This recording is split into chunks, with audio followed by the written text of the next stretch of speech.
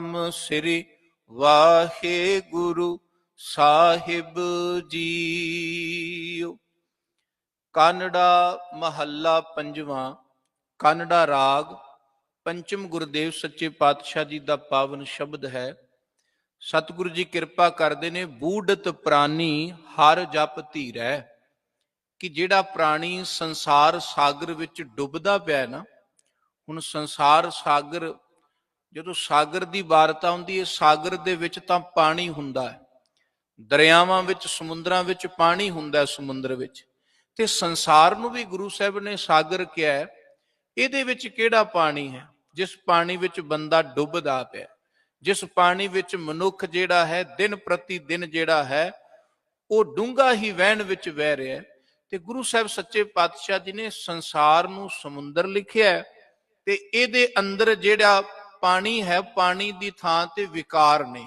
ਵਿਕਾਰਾਂ ਰੂਪੀ ਲਹਿਰਾਂ ਅੰਦਰ, ਵਿਕਾਰਾਂ ਰੂਪੀ ਦਰਿਆ ਦੇ ਅੰਦਰ ਜਿਹੜਾ ਹੈ ਇਹ ਮਨੁੱਖ ਡੁੱਬਦਾ ਜਾ ਰਿਹਾ।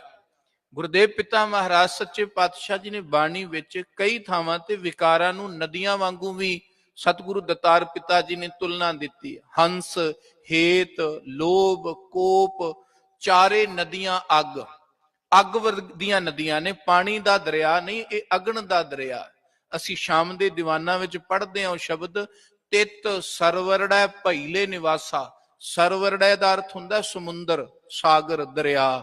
ਪੰਚਮ ਪਾਤਸ਼ਾਹ ਜੀ ਕਹਿੰਦੇ ਸਾਡਾ ਉਸ ਦਰਿਆ ਵਿੱਚ, ਉਸ ਸਾਗਰ ਵਿੱਚ ਵਾਸਾ ਹੈ ਜਿੱਥੇ ਸਤਿਗੁਰ ਨੇ ਪਾਣੀ, ਸੰਸਾਰ ਦੇ ਰਚੇਤਾ ਨੇ ਪਾਣੀ ਨਹੀਂ ਅਗਨ ਧਰੀ ਹੋਈ ਹੈ। ਤਿਤ ਸਰਵਰੜੈ ਭਈਲੇ ਨਿਵਾਸਾ, ਪਾਣੀ ਪਾਵਕ ਤਿਨਹੇ ਕੀਆ। ਪਾਵਕ ਕਹਿੰਦੇ ਅੱਗ ਨੂੰ। ਪਾਣੀ ਦੀ ਥਾਂ ਤੇ ਜਿੱਥੇ ਸਤਿਗੁਰਾਂ ਨੇ, ਇਹ ਵਾਹਿਗੁਰੂ ਨੇ, ਬ੍ਰਹਮੰਡ ਦੇ ਕਰਤਾ ਨੇ ਇਹ ਵਿਕਾਰਾਂ ਦੀ ਅੱਗ ਰੱਖੀ ਹੋਈ ਹੈ। ਹਮ ਦੇਖਤ ਤਹਿ ਡੂਬੀ ਅਲੇ। ਗੁਰੂ ਸਾਹਿਬ ਸੱਚੇ ਪਾਤਸ਼ਾਹ ਜੀ ਕਹਿੰਦੇ ਇੱਕ ਨਾਮ ਤੋਂ ਬਿਨਾ ਮਨ ਏਕ ਨਾ ਚੇਤਸ ਮੂੜ ਮਨਾ, ਹਰ ਵਿਸਰਤ ਤੇਰੇ ਗੁਣ ਗਲਿਆ। ਸਭ ਤੋਂ ਵੱਡੀ ਤਰਾਸਦੀ, ਵਿਦਵਾਨਾਂ ਨੇ, ਕਈ ਸਿਆਣੇ ਨੇ ਗੱਲ ਵੀ ਕਹੀ ਹੈ ਵੀ ਜਿਹੜਾ ਜੀਵ ਡੁੱਬਦਾ ਪਿਆ ਉਹ ਕੋਈ ਬਹੁਤੀ ਦੁੱਖ ਦੀ ਗੱਲ ਨਹੀਂ। ਸਭ ਤੋਂ ਵੱਡੀ ਦੁੱਖ ਦੀ ਗੱਲ ਹੈ ਵੀ ਬਹੁਤਾਂਤ ਦੁਨੀਆ ਦੇ ਲੋਕਾਂ ਨੂੰ ਇਹ ਨਹੀਂ ਪਤਾ ਕਿ ਅਸੀਂ ਵਿਕਾਰਾਂ ਦੇ ਵਿੱਚ ਗੋਤੇ ਖਾ ਰਹੇ।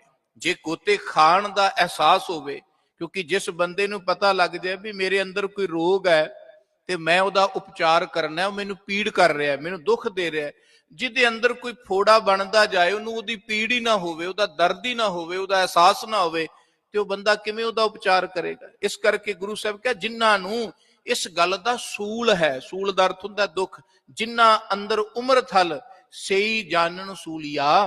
ਗੁਰੂ ਸਾਹਿਬ ਕਹਿੰਦੇ ਜਿਨ੍ਹਾਂ ਦੇ ਅੰਦਰ ਇਹ ਫੋੜਾ, ਇਹ ਦੁੱਖ, ਇਹ ਅਹਿਸਾਸ ਹੋ ਗਿਆ ਹੈ ਕਿ ਸੰਸਾਰ ਵਿੱਚ ਜੀਵ ਮੋਹ ਮਾਇਆ ਵਿੱਚ ਡੁੱਬ ਰਿਹਾ ਹੈ, ਗ੍ਰਸਿਆ ਜਾ ਰਿਹਾ, ਧੱਸਦਾ ਜਾ ਰਿਹਾ ਹੈ, ਤੇ ਫਿਰ ਉਹ ਇਸ ਤੋਂ ਉਧਰਨ ਦਾ ਉਪਚਾਰ ਵੀ ਕਰਦੇ, ਉਹ ਇਹਦੇ ਤੋਂ ਪਾਰ ਹੋਣ ਦਾ ਕੋਈ ਆਹਰ ਕਰਦੇ ਨੇ। ਬੂਢਤ ਪ੍ਰਾਨੀ, ਜਿਹੜਾ ਡੁੱਬਦਾ ਪਿਆ, ਜਿਹਨੂੰ ਅਹਿਸਾਸ ਆ, ਉਹਨੂੰ ਪਤਾ ਵੀ ਹਰੀ ਦਾ ਨਾਮ ਜਿਹੜਾ ਨਾ ਉਹ ਮੈਨੂੰ ਧੀਰਜ ਦੇਗਾ। ਤੇ ਜਿੰਨਾ ਚਿਰ ਬੰਦੇ ਨੂੰ ਇਹ ਅਹਿਸਾਸ ਨਹੀਂ, ਉਨਾ ਚਿਰ ਉਸਨੂੰ ਪਰਮਾਤਮਾ ਦੇ ਨਾਮ ਦੀ ਵੀ ਕੋਈ ਕੀਮਤ ਨਹੀਂ।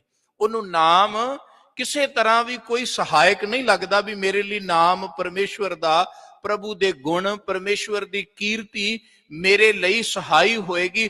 ਉਹਨੂੰ ਇਹ ਅਹਿਸਾਸ ਉਨਾ ਚਿਰ ਨਹੀਂ ਹੁੰਦਾ ਜਿੰਨਾ ਚਿਰ ਪਹਿਲਾਂ ਇਹ ਅਹਿਸਾਸ ਨਹੀਂ ਹੁੰਦਾ ਵੀ ਮੈਂ ਡੁੱਬ ਰਿਹਾ, ਮੈਂ ਦੁੱਖ ਦੀ ਨਦੀ ਵਿੱਚ ਆ, ਮੈਂ ਚਿੰਤਾ ਦੀ ਨਦੀ ਵਿੱਚ ਜਾ ਰਿਹਾ ਵਾਂ।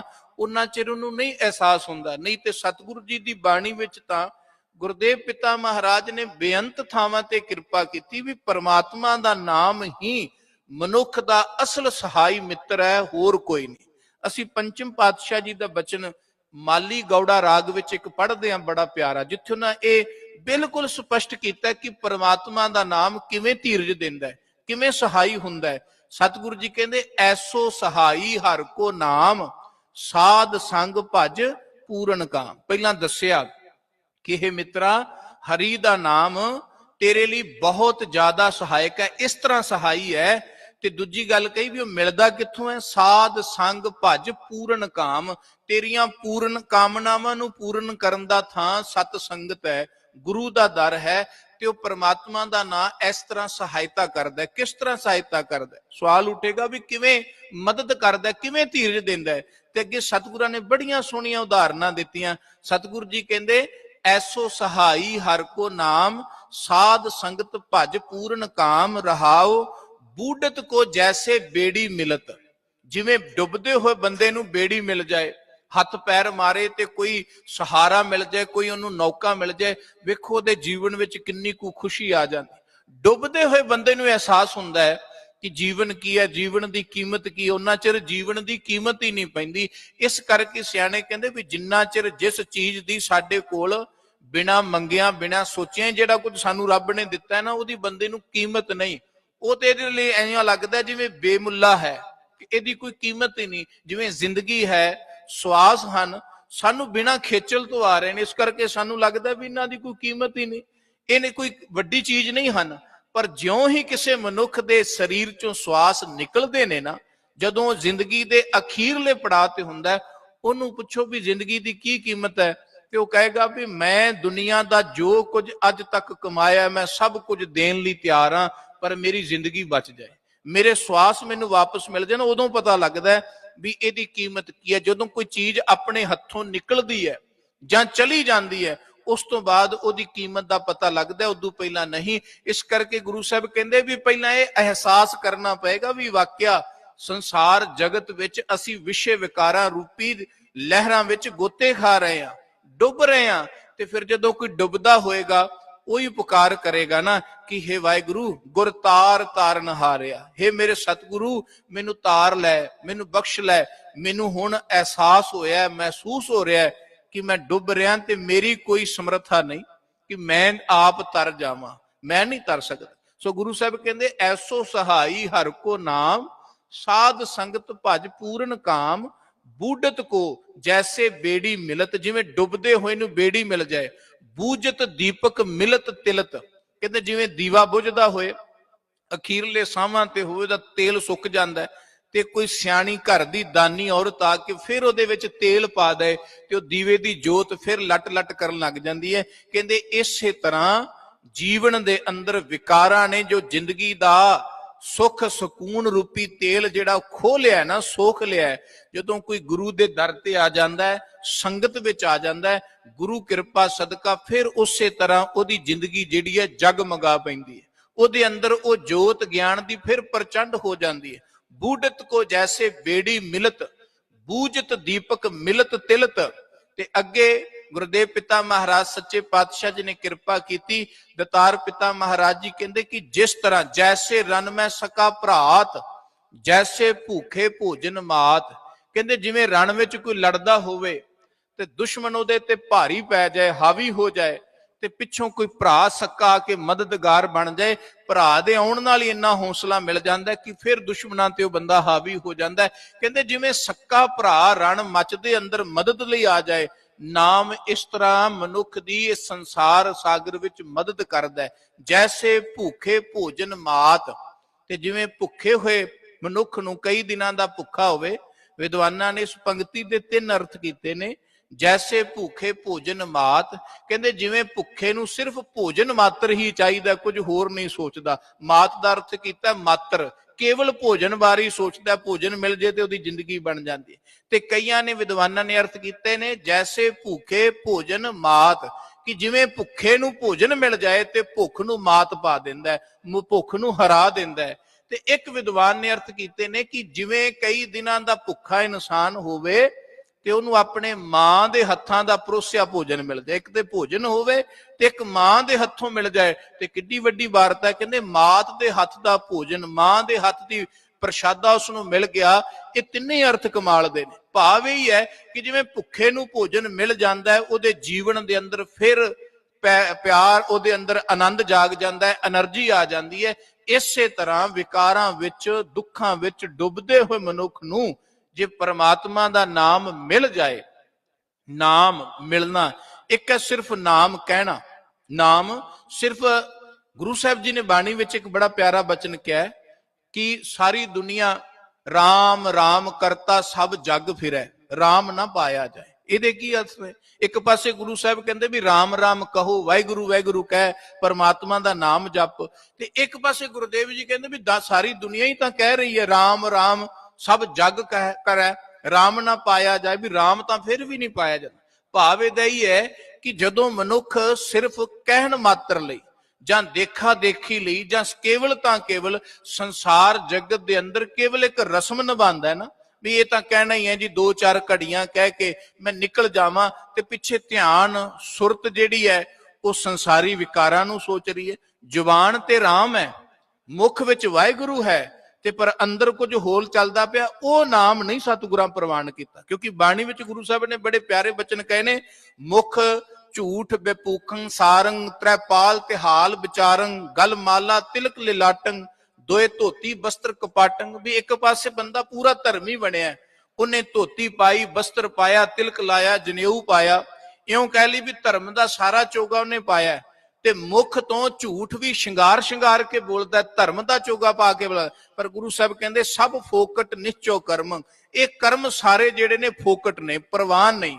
ਪਰ ਕਿਤੇ ਗੁਰੂ ਸਾਹਿਬ ਕਹਿੰਦੇ ਨੇ ਵੀ ਪਰਮੇਸ਼ਵਰ ਦਾ ਨਾਮ ਤੂੰ ਜਪਿਆ ਹੀ ਨਹੀਂ, ਪਰ ਹੇ ਜੀਵ ਤੂੰ ਨਾ ਜਪ ਕੀਤਾ, ਨਾ ਤਪ ਕੀਤਾ, ਨਾ ਕਰਮ ਧਰਮ ਕੀਤਾ, ਨਾ ਪੁੰਨ ਦਾਨ ਕੀਤਾ। ਭਾਵ ਇਹ ਹੈ ਕਿ ਸਾਨੂੰ ਪਿੱਛੇ ਦੀ ਭਾਵਨਾ ਸਮਝਣੀ ਪੈਗੀ ਕਿ ਨਾਮ ਤਾਂ ਪਰਮਾਤਮਾ ਦਾ ਜਪਣਾ ਹੈ, ਗੁਰੂ ਦੀ ਕੀਰਤੀ ਤਾਂ ਕਰਨੀ, ਨਾਮ ਤੋਂ ਛੁੱਟ ਛੁਟਕਾਰਾ ਨਹੀਂ। ਪਰ ਉਸ ਨਾਮ ਪਿੱਛੇ ਤੇਰੀ ਭਾਵਨਾ ਕਿਸੇ ਮਨੁੱਖ ਦਾ ਹੱਕ ਖਾਣ ਦੀ ਨਾ ਹੋਵੇ, ਵਿਕਾਰਾਂ ਦੀ ਨਾ ਹੋਵੇ, ਆਪਣੇ ਆਪ ਦੀ ਹਉਮੈ ਨੂੰ ਪੱਠੇ ਪਾਣ ਦੀ ਨਾ ਹੋਵੇ, ਪਿੱਛੇ ਭਾਵਨਾ ਨਿਰੋਲ ਇਹਨਾਂ ਵਿਕਾਰਾਂ ਤੋਂ ਬਚਣ ਦੀ ਤੇ ਉਸ ਪ੍ਰਭੂ ਦੀ ਪ੍ਰਾਪਤੀ ਦੀ ਹੋਵੇ। ਪ੍ਰੇਮ ਕਰਕੇ ਤੂੰ ਕਰਮ ਕਰੇ। ਜਿਵੇਂ ਕਿਸੇ ਨਾਲ ਪ੍ਰੇਮ ਹੁੰਦਾ ਹੈ, ਮਾਂ ਦਾ ਬੱਚੇ ਨਾਲ ਪ੍ਰੇਮ ਹੈ, ਪਤੀ ਦਾ ਪਤਨੀ ਨਾਲ ਪ੍ਰੇਮ ਹੈ, ਭਰਾ ਦਾ ਭਰਾ ਨਾਲ ਪ੍ਰੇਮ ਹੈ, ਮਿੱਤਰ ਦਾ ਮਿੱਤਰ ਨਾਲ ਪ੍ਰੇਮ ਹੈ। ਜਦੋਂ ਕੋਈ ਕਰਮ ਕਰਦਾ ਨਾ ਉਹਦੇ ਲਈ, ਅੱਜ ਕੱਲ ਦੀ ਮਿੱਤਰਤਾ, ਅੱਜ ਕੱਲ ਦੇ ਰਿਸ਼ਤੇਦਾਰੀ ਨਾਤੇਦਾਰੀ ਵੇਖ ਕੇ ਨਾ ਅਰਥ ਕਰੀਏ, ਜੋ ਅਸਲ ਰਿਸ਼ਤੇਦਾਰੀ, ਜੋ ਅਸਲ ਪ੍ਰੇਮ ਹੈ, ਉਹ ਪ੍ਰੇਮ ਵਿੱਚ ਕਦੀ ਬੰਦਾ ਕਿਸੇ ਦੂਜੇ ਦੇ ਲਈ ਜਤਾਂਦਾ ਹੀ ਨਹੀਂ ਵੀ ਮੈਂ ਤੇਰੇ ਲਈ ਆ ਕੀਤਾ, ਮੈਂ ਤੇਰੇ ਲਈ ਆ ਕੀਤਾ, ਤੂੰ ਮੇਰੇ ਲਈ ਆ ਕਰ। ਇਹ ਪ੍ਰੇਮ ਨਹੀਂ। ਪ੍ਰੇਮ ਦਾ ਭਾਵ ਹੈ ਨਿਰੋਲ ਸਮਰਪਣ ਕਰ ਦੇਣਾ ਕਿ ਮੈਂ ਸਾਰਾ ਕੁਝ ਤੇਰੇ ਤੇ ਸਮਰਪਣ ਕਰ ਦਿੱਤਾ, ਹੁਣ ਜਿਵੇਂ ਤੂੰ ਚਾਹੇਗਾ ਮੈਂ ਉਸੇ ਤਰ੍ਹਾਂ ਤੇਰੇ ਲਈ ਕਰਾਂਗਾ, ਤੇ ਤੇਰੇ ਲਈ ਕਰਕੇ ਹੀ ਮੈਨੂੰ ਖੁਸ਼ੀ ਪ੍ਰਾਪਤ ਹੋਏਗੀ। ਇਹ ਹੈ ਅਸਲ ਪ੍ਰਭੂ ਦੀ ਕੀਰਤੀ ਕਰਨੀ, ਪਰਮੇਸ਼ਵਰ ਦਾ ਨਾਮ ਜਪਣਾ। ਸੋ ਗੁਰਦੇਵ ਪਿਤਾ ਮਹਾਰਾਜ ਸੱਚੇ ਪਾਤਸ਼ਾਹ ਜੀ ਕਿਰਪਾ ਕਰਦੇ ਨੇ ਕਿ ਹੇ ਭਾਈ, ਬੂਢਤ ਪ੍ਰਾਨੀ ਹਰ ਜਪ ਧੀਰੈ। ਜਦੋਂ ਬੰਦਾ ਡੁੱਬਦਾ ਹੁੰਦਾ ਹੈ ਨਾ, ਉਦੋਂ ਹੀ ਉਹਨੂੰ ਪਤਾ ਲੱਗਦਾ ਵੀ ਹੁਣ ਮੇਰੇ ਬਚਨ ਦੀ ਕੀ ਕੀਮਤ ਹੈ। ਫਿਰ ਉਹ ਪੁਕਾਰਦਾ ਹੈ, ਫਿਰ ਉਹ ਨਾਮ ਜਪਦਾ, ਕੀਰਤ ਕਰਦਾ। ਉਸ ਤਰ੍ਹਾਂ ਜਦੋਂ ਕੋਈ ਜਪੇਗਾ ਨਾ ਵੀ ਹੇ ਵਾਹਿਗੁਰੂ, ਮੈਂ ਵਿਕਾਰਾਂ ਵਿੱਚ ਦਗਧ ਹੋ ਰਿਹਾ, ਸੜ ਰਿਹਾ ਵਾਂ, ਮੈਂ ਡੁੱਬ ਰਿਹਾ ਵਾਂ, ਹੁਣ ਮੈਂ ਤੇਰਾ ਨਾਮ ਪੁਕਾਰ ਰਿਹਾ ਤੇ ਮੇਰਾ ਤੂੰ ਸਹਾਈ ਬਣ। ਤੇ ਗੁਰੂ ਤੇਗ ਬਹਾਦਰ ਜੀ ਕਹਿੰਦੇ ਫਿਰ ਗੁਰੂ ਸਹਾਈ ਬਣਦਾ, ਪਰਮੇਸ਼ਵਰ ਸਹਾਈ ਬਣਦਾ। ਕਿਸ ਤਰ੍ਹਾਂ? ਹਰ ਕੋ ਨਾਮ ਸਦਾ ਸੁਖਦਾਈ, ਜਾ ਕੋ ਸਿਮਰ ਅਜਾਮਲ ਉਦਰਿਓ, ਗਣਕਾ ਹੂੰ ਗਤ ਪਾਈ, ਪੰਚਾਲੀ ਕੋ ਰਾਜ ਸਭਾ ਮੈਂ, ਰਾਮ ਨਾਮ ਸੁਧ ਆਈ, ਤਾਕੋ ਦੁਖ ਹਰਿਓ ਕਰੁਣਾ ਮੈਂ ਆਪਣੀ ਪੈਜ ਵਡਾਈ। ਗੁਰੂ ਸਾਹਿਬ ਨੇ ਉਦਾਹਰਨਾਂ ਦਿੱਤੀਆਂ ਉਹਨਾਂ ਲੋਕਾਂ ਦੀਆਂ ਜਿਨ੍ਹਾਂ ਲੋਕਾਂ ਬਾਬਤ ਤੇ ਰਵਾਇਤਾਂ ਬਣੀਆਂ ਸਨ ਕਿ ਇਹ ਲੋਕਾਂ ਨੇ ਪ੍ਰਭੂ ਦਾ ਨਾਮ ਜਪਿਆ ਤੇ ਉਹ ਤਰ ਗਏ। ਅਜਾਮਲ ਬੜਾ ਪਾਪੀ ਸੀ, ਉਹਨੇ ਵੇਸ਼ਵਾ ਨਾਲ ਵਿਆਹ ਕਰਾਇਆ ਸੀ, ਬਹੁਤ ਵਿਕਾਰ ਉਹਨੇ ਭੋਗੇ, ਪਰ ਉਹਨੇ ਨਾਮ ਜਪਿਆ, ਅਖੀਰ ਉਹਨੂੰ ਸੋਝੀ ਆ ਗਈ, ਵਾਹਿਗੁਰੂ ਨਾਲ ਪ੍ਰੇਮ ਪੈ ਗਿਆ। ਪ੍ਰੇਮ ਪੈਣਾ ਚਾਹੀਦਾ। ਜਪਣ ਦਾ ਭਾਵ ਹੈ ਵੀ ਤੁਹਾਡਾ ਉਹਦੇ ਨਾਲ ਲਗਾਵ ਹੋ ਗਿਆ, ਤੁਹਾਨੂੰ ਉਹਦੇ ਨਾਮ ਚੋਂ ਆਨੰਦ ਆ ਰਿਹਾ, ਰਸ ਆ ਰਿਹਾ। ਇਹ ਨਹੀਂ ਵੀ ਦੇਖਾ ਦੇਖੀ ਅਸੀਂ ਕਹੀਏ ਜੀ ਮੈਂ ਰਾਮ ਰਾਮ ਕਰ ਰਿਹਾ ਤੇ ਅਗਲਾ ਕਹੇ ਬੜਾ ਵੱਡਾ ਭਗਤ ਹੈ, ਮੈਂ ਵਾਹਿਗੁਰੂ ਵਾਹਿਗੁਰੂ ਕਰ ਰਿਹਾ ਤੇ ਅਗਲਾ ਕਹੇ ਜੀ ਤੇ ਬੜਾ ਗੁਰਮੁਖ ਪਿਆਰਾ ਹੈ। ਐਸਾ ਨਹੀਂ। ਇਸ ਦਿਖਾਵੇ ਦਾ ਨਾਮ ਜਿਹੜਾ ਹੈ, ਦਿਖਾਵੇ ਦਾ ਧਰਮ ਜਿਹੜਾ ਹੈ, ਉਹ ਗੁਰੂ ਸਾਹਿਬ ਨੇ ਪ੍ਰਵਾਨ ਹੀ ਨਹੀਂ ਕੀਤਾ। ਇਸ ਕਰਕੇ ਫਿਰ ਸਾਡੇ ਕਈ ਲੋਕ ਇਹ ਕਹਿ ਦਿੰਦੇ ਨੇ ਵੀ ਇਹ ਕਰਨਾ ਹੀ ਨਹੀਂ ਚਾਹੀਦਾ, ਵੀ ਧਰਮੀ ਹੋਣਾ ਹੀ ਨਹੀਂ ਚਾਹੀਦਾ, ਕੀਰਤੀ ਕਰਨੀ ਨਹੀਂ ਚਾਹੀਦੀ, ਨਾਮ ਜਪਣਾ ਹੀ ਨਹੀਂ ਚਾਹੀਦਾ। ਕਿਉਂ ਕਹਿਣਾ ਪਿਆ ਉਹਨਾਂ ਲੋਕਾਂ ਨੂੰ? ਕਿਉਂਕਿ ਉਹ ਚੀਜ਼ਾਂ ਅਸੀਂ ਵਿਗਾੜ ਦਿੱਤੀਆਂ। ਜਦੋਂ ਕੋਈ ਚੀਜ਼ ਬਹੁਤ ਜ਼ਿਆਦਾ ਵਿਗੜ ਜਾਂਦੀ ਹੈ, ਫਿਰ ਜਾਂ ਤਾਂ ਕੋਈ ਹੌਸਲਾ ਕਰਕੇ ਉਹਦੇ ਸੁਧਾਰ ਵਾਲੇ ਪਾਸੇ ਤੁਰਦਾ ਹੈ, ਤੇ ਜਾਂ ਫਿਰ ਲੋਕ ਉਹਨੂੰ ਬਿਲਕੁਲ ਰੱਦ ਹੀ ਕਰ ਦਿੰਦੇ ਵੀ ਛੱਡੋ, ਕੋਈ ਹੋਰ ਰਾਹ ਲੱਭੋ। ਇਸੇ ਤਰ੍ਹਾਂ ਧਰਮ ਦੀ ਦੁਨੀਆ ਵਿੱਚ ਵੀ ਹੋਇਆ। ਧਰਮ ਨੂੰ ਧਾਰਮਿਕ ਲੋਕਾਂ ਨੇ ਇੰਨਾ ਕੁ ਰਸਾਤਲ ਵਿੱਚ ਲੈ ਗਏ ਕਿ ਲੋਕਾਂ ਨੇ ਧਰਮ ਤੋਂ ਆਕੀ ਹੋ ਗਏ, ਲੋਕ ਰੱਬ ਤੋਂ ਮੁਨਕਰ ਹੋ ਗਏ, ਤੇ ਇਸ ਕਰਕੇ ਸੰਸਾਰ ਦੀ ਦੁਰਦਸ਼ਾ ਹੋਰ ਵੀ ਵੱਧ ਤੋਂ ਬੱਤਰ ਹੁੰਦੀ ਗਈ। ਗੁਰੂ ਤੇਗ ਬਹਾਦਰ ਮਹਾਰਾਜ ਨੇ ਅਜਾਮਲ ਦੀ ਉਦਾਹਰਨ ਦਿੱਤੀ। ਪੰਚਾਲੀ ਕੋ ਰਾਜ ਸਭਾ ਮੈਂ, ਪੰਚਾਲੀ ਦਾ ਅਰਥ ਹੈ ਪੰਜਾਂ ਦੀ ਜਿਹੜੀ ਇਸਤਰੀ ਸੀ ਦ੍ਰੋਪਦੀ। ਕਹਿੰਦੇ ਉਹਦੀ ਜਦੋਂ ਰਾਜ ਸਭਾ ਵਿੱਚ ਦੁਰਯੋਧਨ ਬੇਪਤ ਕਰਨ ਲੱਗਾ ਉਹਨੂੰ ਉਦੋਂ ਰੱਬ ਯਾਦ ਆਇਆ ਤੇ ਉਹਨੇ ਪਰਮਾਤਮਾ ਨੂੰ ਪੁਕਾਰਿਆ ਤੇ ਪਰਮਾਤਮਾ ਨੇ ਉਹਦੀ ਪੱਤ ਰੱਖੀ। परमेश्वर ने ध्रुव नूं बचाया, प्रहलाद की रखिया की। सो गुरु साहब कहते वही नाम तुसी जप सकते हो, उसे नाम नूं तुसी आराधो, पर हिरदे तो आराधो। केवल ये ना होवे कि बाहर दी रस्म है जी मैं करके निकल जाना है ते ध्यान फिर उत्थे ही रवे, ध्यान फिर उसे थां ते रवे कि संसार दे विच कर्म धर्म विकारां विच जुबान दुनिया विच नाम जपदी हुंदी है ते चंगा कहंदी हुंदी है ते मन विच कुछ होर चलदा हुंदा है। ते गुरु साहब कहंदे भी ये जिन मन होर मुख होर से कांडे कच्चे आ, वो कच्चे बंदे ने, कच्चे परिवार ने, भी जिहदे मन विच होर। इत्थों तक गुरु साहब दे जां वाहिगुरु ने ते इन्नी किरपा कीती, जिहदे मन विच झूठ है ना, जिहदे मन विच पाप है, जे ओहदी जुबान ते भी पाप है ना, वो बंदा तर सकदा है। सुनिया जी कि जिहदे मन विच झूठ है, विकार है, पाप है, धोखा है, ओहदे जुबान ते भी जो ही चीज है ते वो बंदा तर सकदा है।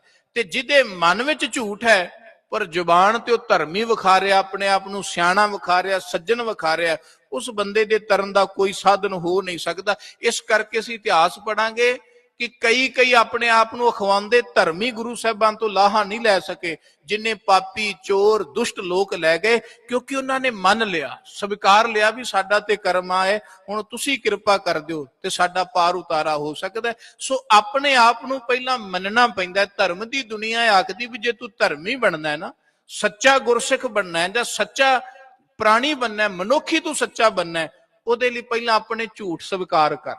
सच का तो मतलब यही है ना भी मैं कहा भी मैं इसे सच्चा जी, सच्चे का भाव यह है कि जिन्हें पहला गुनाह किए ने अपने गुनाहां नूं स्वीकार कर ले, कि दुनिया को नहीं भी उन्हें मैक फड़ के दुनिया नूं कहना भी मैं पापी हाँ। गुरु को आके, अपने परमेश्वर को आके, अपने प्यारे को आके वो पहला मन ले कि हे वाहिगुरु हों अपराधी गुनहगार, हों बेमुख मंदा, ठग चोर जुआर, हों पर घर जोहंदा। भाई साहब भाई गुरदास ने परिभाषा भी दस दी, जीवन भी दस दिता भी किमें पार हो सकता है जे असीं गुरु को आके ये अर्ज कर लीए भी हे वाहिगुरु मेरी संगत पोच सोच दिन राती, मेरा कर्म कुटिलता जन्म कुभांति, राम गुसैया जी के जीवना मोहे ना बिसारो, मैं जन तेरा। बाबा रविदास जी ने कृपा की। सो भाव यह है कि जदों महसूस हो जाए कि असी रसातल वाले पासे जा रहे हैं, बुराइयां वाले पासे जा रहे हैं, दुखों वाले पासे जा रहे हैं, विषय विकारां दी नदी विच बह रहे हैं, फिर बंदा तरन दा उपहार करदा है ते संसार सागर तो पार करन दे लई किहड़ा बेड़ा है। गुरु साहब कहंदे हर जप धीर है, परमात्मा दा नाम जप, परमेश्वर दा नाम ही तेनू धीरज दे सकदा है। बिन सह मोह भरम दुख पीरै। नाम की करेगा, एक तां तेनू विकारां तो बचाएगा, एक तेरे अंदरों मोह बिन सजाएगा, नाश हो जाएगा, पाप दूर हो जाएंगे, दुख ते पीड़ावां तेरियां सारियां खत्म हो जाएगियां। सिमरों दिन रैन गुर के चरना। इस करके गुरु अर्जन देव सच्चे पातशाह जी कहते हे भाई मैं इसे करके अपने गुरु दे चरना नूं सेवदा हां, गुरु दे चरना दे विच बैठदा, गुरु चरना विच सेवक बन के रहना, क्योंकि गुरु दे पासों मिलिया होया वाहिगुरु दा नाम जिहड़ा है ना, ਉਹੀ ਜਿਹੜਾ मन ਦੇ ਭਰਮ ਮੋਹ ਤੇ ਦੁੱਖਾਂ ਪੀੜਾਂ ਤੋਂ ਮੁਕਤੀ ਦਵਾ ਸਕਦਾ, ਨਿਜਾਤ ਦਵਾ ਸਕਦਾ ਹੈ। ਸਿਮਰੋਂ ਗੁਰ ਕੇ ਚਰਨਾ, ਦਿਨ ਰਹਿਣ ਗੁਰ ਕੇ ਚਰਨਾ, ਜਤ ਕਤ ਪੇਖੂ ਤੁਮਰੀ ਸਰਨਾ। ਗੁਰੂ ਦੀ ਸ਼ਰਨ ਵਿੱਚ ਰਹਿ ਕੇ ਇਹ ਮਨੁੱਖ ਨੂੰ ਸੋਝੀ ਆਉਂਦੀ ਹੈ, ਇਹ ਅਨੁਭਵ ਹੋ ਜਾਂਦਾ ਹੈ ਕਿ ਜਤ ਕਤ ਜਿੱਥੇ ਕਿੱਥੇ ਉਹ परमात्मा आप ही वस रहा है, हर थां ते वो परमात्मा। फिर वो बंदा जपन वाला आराधन वाला जिहदा प्रेम पै गया, फिर वो किसी दियां बुराइयां नहीं करदा, किसी विचों कमियां नहीं कढदा, किसी दी निंदिया नहीं करदा। हालांकि बुराइयां वाला कोल भी बैठा होवे, जिहड़ा लिव विच जुड़ गया वो किसी दियां बुराइयां नहीं कढदा, किसी नूं ईरखा वस कुछ नहीं कहंदा, किसी नाल नफरत नहीं करदा, क्योंकि उहनूं हर थां ते परमात्मा दे साक्षात दर्शन हुंदे ने। संत प्रसाद हर के गुण गाया, गुर भेटत नानक सुख पाया। अखीरलियां पंक्तियां विच धन गुरु अर्जन देव सच्चे पातशाह जी कृपा करते हैं कि हे वाहिगुरु सतगुरु जी आप जी की कृपा दे नाल संत प्रसाद हर के गुण गाया। मैं गुरु साहब जी की कृपा सदका, गुरु प्यारियां की कृपा सदका हरि दे गुण गा सकिया। अपनी ताकत नहीं, जिथे मैं आ गई ना भी मैं कीता ते समझ लो उत्थे अजे कुछ होया नहीं। इस करके सुखमनी साहब जी की बाणी विच गुरु साहब सच्चे पातशाह जी ने वचन कीते ने कि जेड़ा बंदा ये गल कहंदा ना कि मैं बड़ा वड्डा भगत हाँ, भी मैं बड़ा वड्डा ज्ञानी हाँ, ਤੇ ਗੁਰੂ ਸਾਹਿਬ ਕਹਿੰਦੇ ਆਗੈ ਠਾਕਰ ਤਿਲ ਨਹੀਂ ਮਾਨੀ। ਉਹਦੀ ਅੱਗੇ ਰੱਬ ਮੰਨਦਾ ਨਹੀਂ ਗੱਲ, ਉਹ ਤੇ ਝੂਠ ਪਰਪੰਚ ਚਲਾ ਰਿਹਾ। ਜਿਹੜਾ ਇਹ ਕਹਿੰਦਾ ਵੀ ਮੈਂ ਤਾਂ ਕੁਝ ਕੀਤਾ ਹੀ ਨਹੀਂ, ਮੇਰੀ ਕੀ ਸਮਰੱਥਾ, ਮੇਰੀ ਕੀ ਸੱਤਿਆ, ਗੁਰੂ ਨੇ ਤਰਸ ਕੀਤਾ, ਜੋ ਹੋਇਆ ਗੁਰੂ ਦੀ ਕਿਰਪਾ ਦੇ ਨਾਲ। ਤੇਰਾ ਕੀਤਾ ਜਾਤੋ ਨਹੀਂ, ਮੈਨੂੰ ਜੋਗ ਕੀਤੋ ਹੀ। ਜੋ ਕੁਝ ਹੋ ਸਕਿਆ ਇਹਦੇ ਯੋਗ ਪਰਮਾਤਮਾ ਨੇ ਕੀਤਾ, ਮੇਰੀ ਕੋਈ ਸਮਰੱਥਾ ਨਹੀਂ। ਇਹ ਹੈ ਅਸਲੀ ਗੁਰਮੁਖ ਦਾ ਜੀਵਨ। ਸੋ ਗੁਰੂ ਸਾਹਿਬ ਕਹਿੰਦੇ ਸੰਤ ਪ੍ਰਸਾਦ ਹਰ ਕੇ ਗੁਣ ਗਾਇਆ। ਹਰੀ ਦੇ ਜੇ ਗੁਣ ਕੋਈ ਗਾ ਰਿਹਾ ਹੈ ਨਾ, ਤੇ ਇਹ ਗੁਰੂ ਦੀ ਕਿਰਪਾ ਹੀ ਹੈ। ਪ੍ਰਭੂ ਦੀ ਕਿਰਪਾ ਤੋਂ ਬਿਨਾ ਇਹ ਗੁਣ ਨਹੀਂ ਗਾਏ ਜਾ ਸਕਦੇ, ਉਹਦੀ ਵਡਿਆਈ ਨਹੀਂ ਕੀਤੀ ਜਾ ਸਕਦੀ। ਦੁਨੀਆ ਤੇ ਸਾਰੀ ਆਪਣੀ ਵਡਿਆਈ ਕਰਵਾਉਣ ਵਿੱਚ ਰੁੱਝੀ ਹੋਈ ਹੈ, ਆਪਣੀ ਵਡਿਆਈ ਦੀ ਭੁੱਖੀ ਹੈ। ਤੇ ਜੇ ਕੋਈ ਹਰੀ ਦੀ ਵਡਿਆਈ ਕਰ ਰਿਹਾ ਹੈ ਤੇ ਇਹ ਵੀ ਆਖਦਾ ਵੀ ਇਹਦੇ ਵਿੱਚ ਮੇਰੀ ਕੋਈ ਵਡਿਆਈ ਨਹੀਂ, ਸਮਝੋ ਉਹ ਗੁਰੂ ਦਾ ਅਸਲ ਭਗਤ ਹੈ। ਗੁਰ ਭੇਟਤ ਨਾਨਕ ਸੁਖ ਪਾਇਆ। ਧੰਨ ਗੁਰੂ ਅਰਜਨ ਦੇਵ ਸੱਚੇ ਪਾਤਸ਼ਾਹ ਜੀ ਕਿਰਪਾ ਕਰਦੇ ਨੇ।